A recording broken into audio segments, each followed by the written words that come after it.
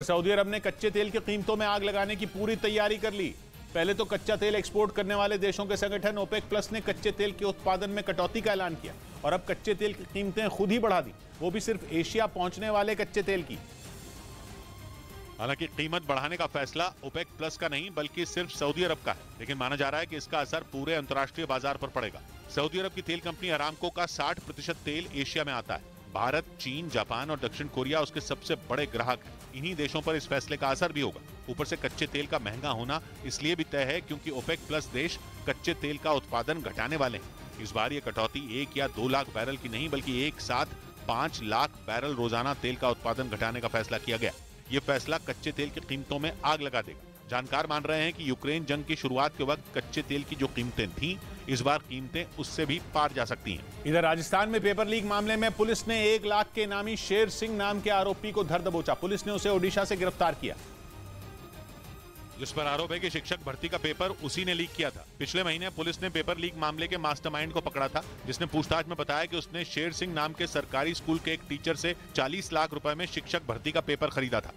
इस बीच चीन एलएसी के नजदीक तिब्बत के 2 कस्बों को शहर का दर्जा देने की तैयारी में है। चीन ने यह ऐलान ऐसे वक्त में किया जब वो अरुणाचल प्रदेश के नक्शे में 11 जगहों के नाम बदलकर पहले ही विवाद बढ़ा चुका है और अब वो एलएसी के नजदीक अपनी सैन्य गतिविधियों को बढ़ाने की फिराक में, जिसके लिए उसने कस्बों को शहर की तरह बसाने की चाल चली है। मतलब चीन दुनिया को यह दिखाना चाहता है कि वो तिब्बत के 2 कस्बों की तस्वीर बदल देगा, लेकिन असलियत यह है कि वो वहां अपना मकसद पूरा करना चाहता है। क्योंकि चीन ने तिब्बत के जिन 2 कस्बों कोना और मिलिन को शहर का दर्जा देने के लिए चुना है, वो दोनों एलएसी के नजदीक है, लेकिन अब तक उसने एलएसी के नजदीक बसे इन इलाकों की तरफ कभी झांक कर भी नहीं देखा।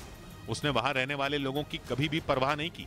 लेकिन अब उसके लिए तिब्बत के ये इलाके काफी अहम हो गए हैं, क्योंकि चीन उन इलाकों के जरिए भारत के खिलाफ साजिश रचने का प्लान बना रहा है और इसीलिए वो कोना और मिलिन कस्बों में शहर की तरह सुविधाएं देने की तैयारी में है। जानकारी के मुताबिक चीन वहां सड़कों का जाल बिछाएगा ताकि वो अपने ज्यादा से ज्यादा सैनिकों को वहां तक पहुंचा सके। इसके अलावा चीन वहां अपने टैंकों और दूसरी सैन्य गाड़ियों की भी तैनाती चाहता है। यानी चीन इन इलाकों में अपनी पकड़ मजबूत करने की फिराक में है।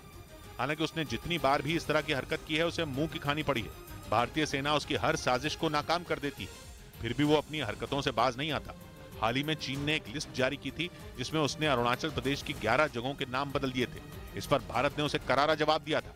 उधर पश्चिमी मीडिया का दावा है कि रूस को यूक्रेन में तकनीक और सैनिकों के खराब प्रदर्शन का बड़ा खमियाजा उठाना पड़ा, इसलिए पुतिन को वो जीत नहीं मिल सकी जिसकी वो उम्मीद कर रहे थे।